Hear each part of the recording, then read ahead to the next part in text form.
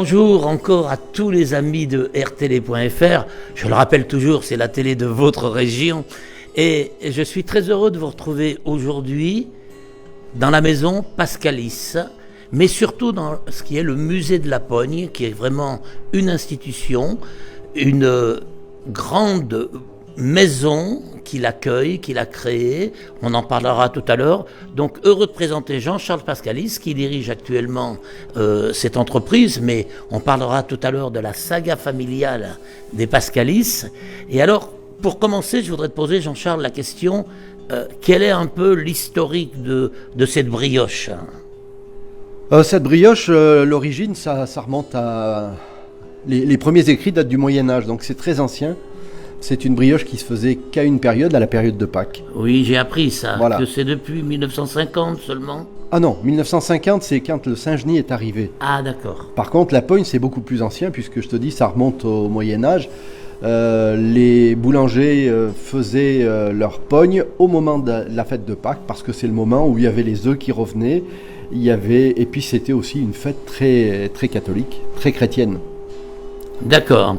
Et derrière, justement, ce que je voulais dire en 1950, c'est là où on s'est mis à faire de la pogne toute l'année, quoi.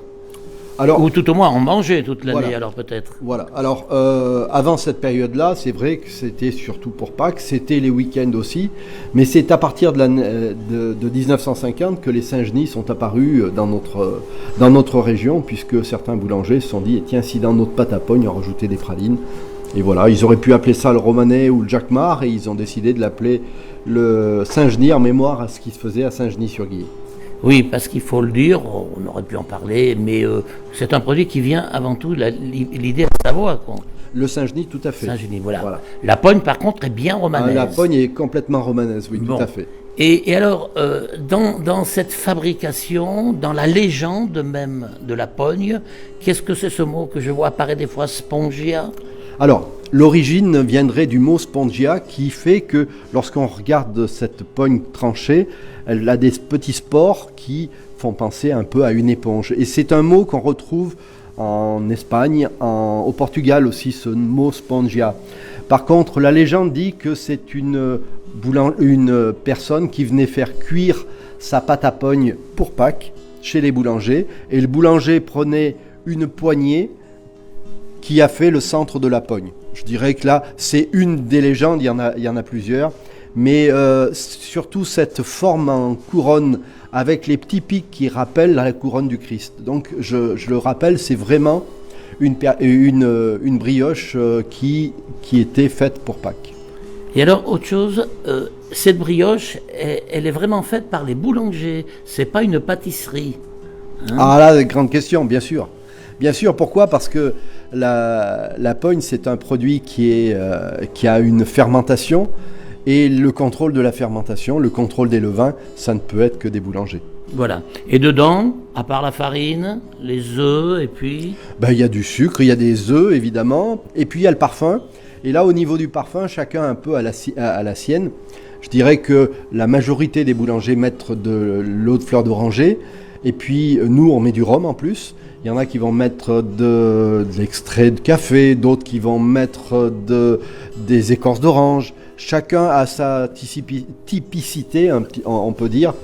Et c'est ce qui fait aussi l'originalité, ce qui fait que si vous allez voir 3 boulangers, il n'y aura jamais la même pogne.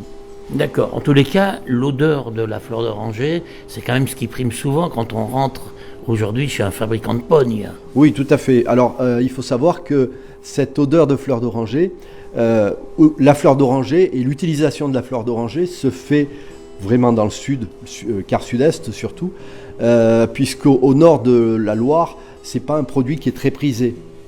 Et d'ailleurs, j'avais eu l'occasion de discuter avec des fabricants de pogne importants qui diffusaient leurs produits dans toute la France et qui nous expliquaient que, hormis Paris, c'était difficile d'imposer ce produit parce que justement la fleur d'oranger gêne un peu, alors que dans le sud, c'est vraiment une généralité, les gens apprécient beaucoup. Bien sûr.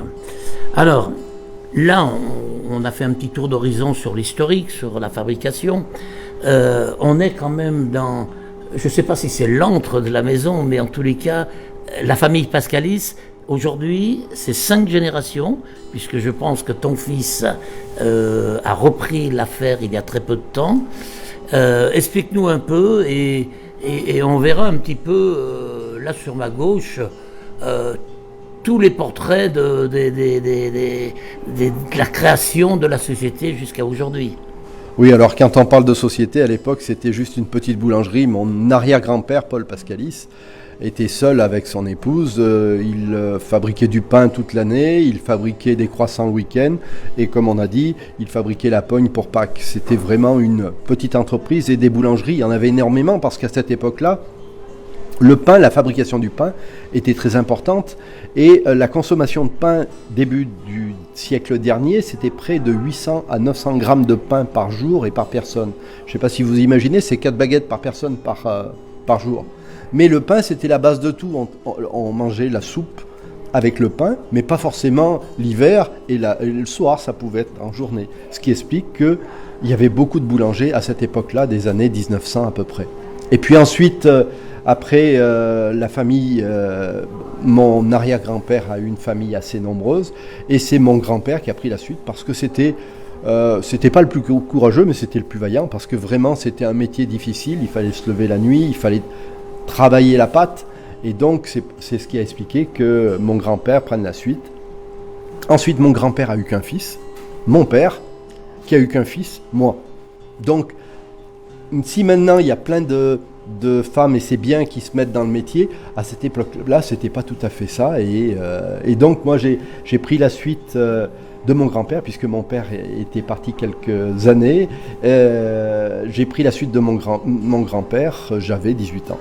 Et ben, j'ai eu la chance d'avoir un de mes enfants, puisque j'ai 4 enfants, Antoine, qui a décidé il y a un peu plus d'un an de revenir dans la région, puisqu'il était sur Paris, et de reprendre l'entreprise. Donc il a appris le métier, et puis il est allé en stage quelques mois dans d'autres entreprises aussi, et puis là il est arrivé il y a début d'année à peu près, et il devrait reprendre l'affaire fin d'année prochaine. Eh bien, c'est une satisfaction pour la famille, j'imagine. Ah oui, complètement. Et puis c'est bien d'avoir, même au niveau de l'équipe, d'avoir un jeune qui arrive et puis qui est ambitieux.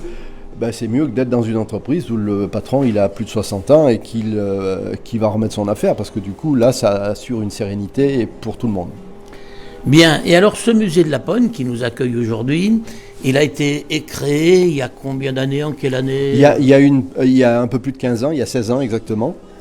Et l'idée est venue d'un moment où on a fêté le centenaire de la maison en 1992, où on s'est dit, tiens, c'est super. Donc cette fête qu'on a effectuée devant notre boutique pendant 3 jours, on avait fait venir un groupe folklorique, on avait fait la pétrie du centenaire, on avait fait venir toute l'équipe, toutes les personnes qui ont pu travailler, qui étaient encore en vie, qui ont pu travailler chez nous.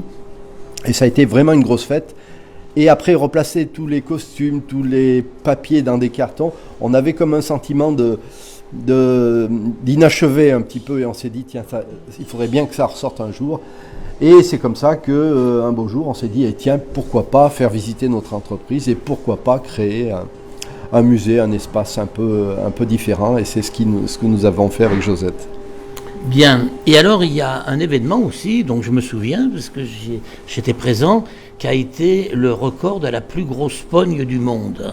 Oui, alors ça aussi c'est un clin d'œil, c'est un côté sympathique. Il faut savoir que un collègue qui habitant Saint-Marcelin, un boulanger, avait décidé de faire une très grosse pogne, et il l'a fait officialiser au Guinness.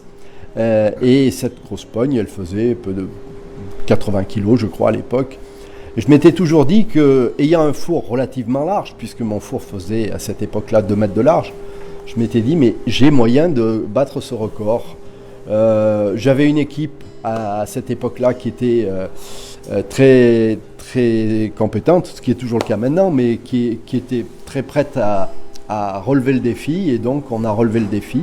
Et on a battu ce record pour monter le niveau de record à 134 kilos.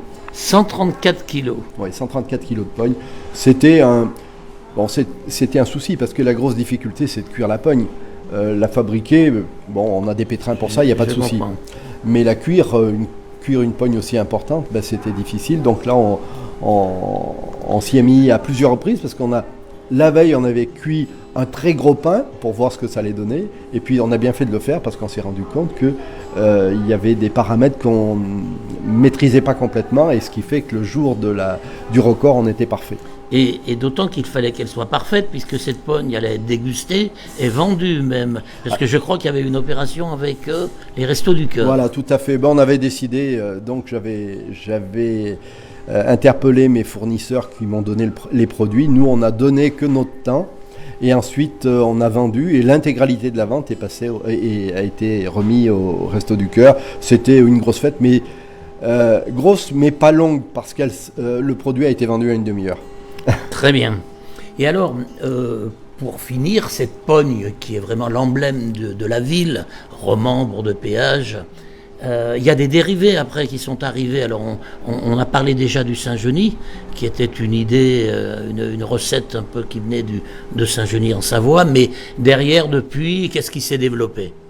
Alors je crois que chacun a amené ses touches personnelles. Déjà, il y a un autre produit que je ne fais pas du tout, mais qui est la mouna, qui est une spécialité à base de fleurs d'oranger aussi. C'est les Pieds Noirs qui nous ont amené ça sur la région romanaise, je crois.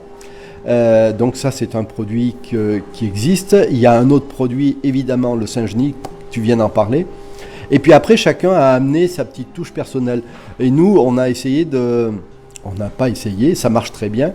On a créé un nouveau produit qui s'appelle la craqueline. Alors qu'est-ce que c'est que la craqueline ? C'est assez simple. Il faut savoir que ma belle famille est originaire de Meximieux, dans l'Ain, et il y a la cité de Pérouge. Et si vous allez à la cité de Pérouge, vous allez trouver un produit qui est exceptionnel, qui est super bon, c'est la tarte au sucre. Il n'y a rien de plus simple, mais c'est vraiment très bon. Et chaque fois que je revenais sur Romans, je ramenais cette tarte au sucre. Et je me suis dit, mais entre la tarte au sucre, la pogne, le Saint-Genis, il y a peut-être quelque chose à jouer.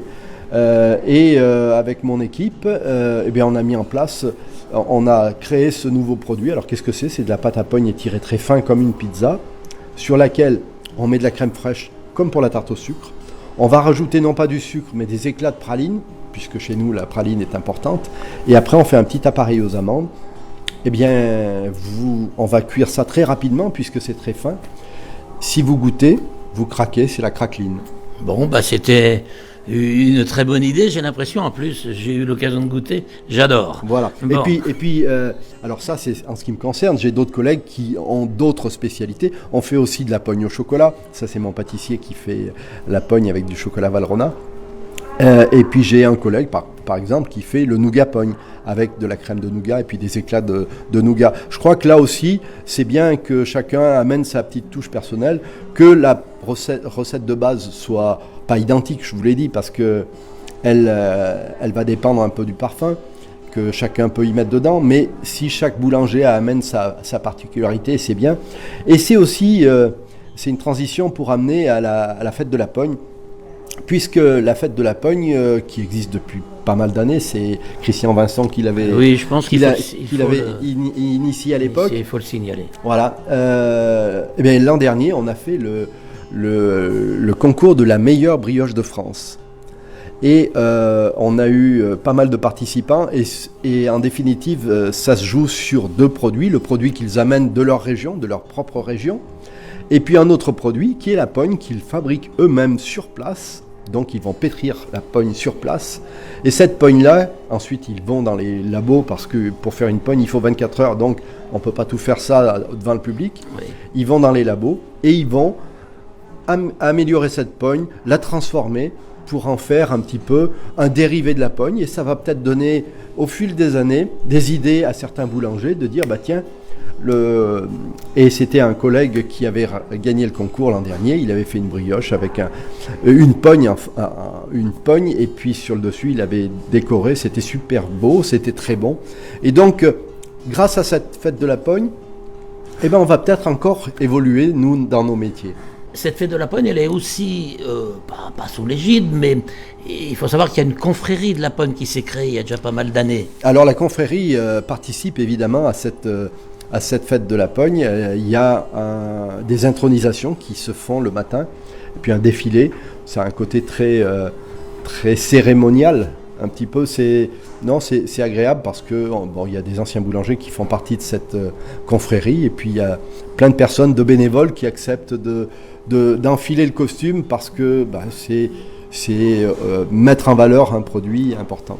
Je voudrais quand même mettre un petit peu à l'honneur ces grands maîtres de la confrérie que j'ai pu connaître, qui a débuté avec Robert Rigaud. Oui, c'est Robert au départ.